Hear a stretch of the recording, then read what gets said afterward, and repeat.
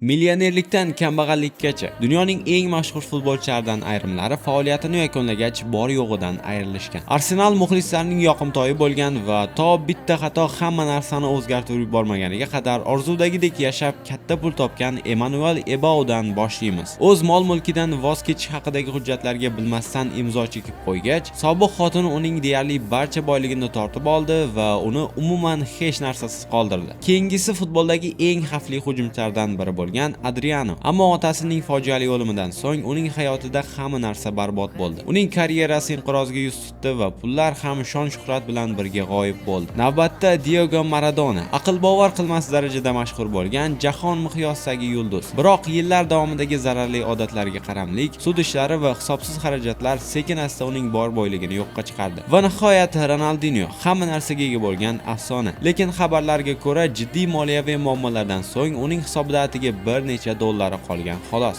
Eng so'nggi o'yinlarni jonli efirda tomosha qilish va qaynoq yangiliklardan birinchilardan bo'lib xabardor bo'lish uchun BV Sport Telegram kanaliga obuna bo'ling.